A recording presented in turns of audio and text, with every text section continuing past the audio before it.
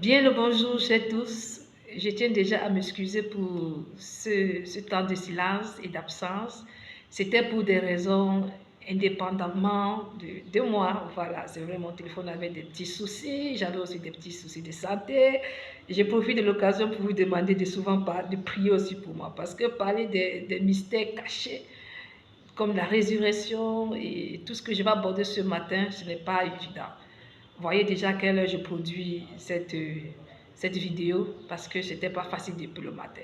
Alors, comme je le disais, aujourd'hui, je vais aborder une question qui a été soulevée lors de ma dernière vidéo où je disais les enfers ne sont pas la finalité. Pourquoi? Parce que je disais la première mort, la première résurrection, autant pour moi, ne va concerner que ceux qui auront donné leur vie à Jésus. Ceux qui n'ont pas donné leur vie à Jésus vont rester dans les enfers et ils vont ressusciter à la résurrection finale, ils vont ressusciter pour être jetés à l'étang de feu. Et j'avais souligné que vous comprenez alors que l'enfer n'est pas la finalité, parce que si l'enfer était la finalité, ils ne ressusciteraient plus. Ils seraient restés là-bas en prison, parce qu'ils sont déjà en prison. Pourquoi ils ressuscitent pour le jugement? Et quand ils ressuscitent, pourquoi on ne leur renvoie pas à l'enfer? Pourquoi on les transfère plutôt à l'étang de feu? Alors, je vais prendre le verset de 1 Pierre, parce qu'il y a ce verset qui est dans la Bible, mais plusieurs personnes ne le connaissent pas. 1 Pierre 3, 18 à 19. La Bible dit que Jésus, Dieu, dans la chair étant mort, s'étant fait esprit, est descendu dans les enfers. Certaines versions parlent des enfers, d'autres versions parlent de prison, en esprit, pour prêcher aux esprits qui étaient en prison. La version Semeur va même jusqu'à dire que des esprits célestes qui autrefois avaient été rebelles, qui sont incarcérés dans des prisons. Vous comprenez donc que si Jésus, le grand maître, est descendu dans les enfers pour prêcher dans des prisons, pour prêcher aux esprits qui étaient en prison, il a prêché pourquoi? Il a prêché pour qu'ils ne croient pas.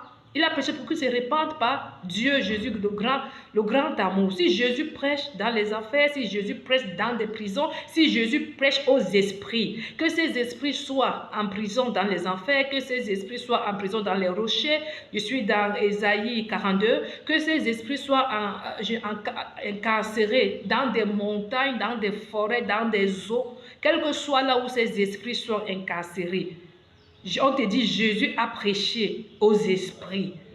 Et quand le grand maître prêche, je ne connais pas si Jésus peut prêcher, quelqu'un ne se répand pas.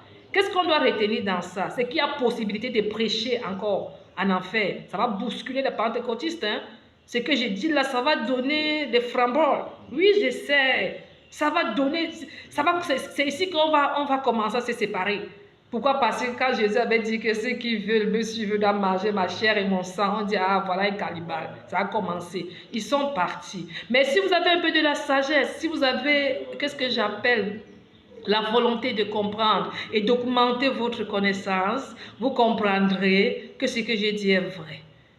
Je vous ai dit la dernière fois que je ne viens pas pour faire des discussions, je viens pour informer. Je parle à une catégorie de personnes, je parle aux esprits, ils savent que ce que j'ai dit est vrai. Si vous ne croyez pas, ils croient, ce n'est pas votre évangile, c'est leur évangile. Et quand je parle comme ça, là, tout l'univers est connecté et ils me comprennent.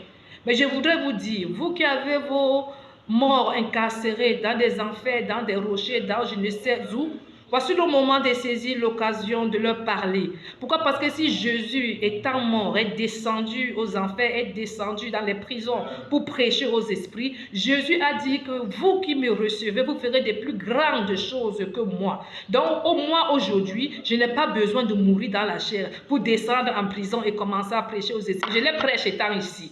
C'est-à-dire que je me tiens ici et je parle aux esprits, je leur dis le salut est possible, recevez le Seigneur Jésus, vous qui autrefois avez été rebelles. La Bible dit dans Jean 3, verset 16, car Dieu a tant aimé le monde. Nous tous nous connaissons ce verset, nous l'avons récité quand on était nouveau convertis, qu'il a donné son Fils unique afin que quiconque croise en lui ne périsse point mais ait la vie éternelle. C'est quoi le monde?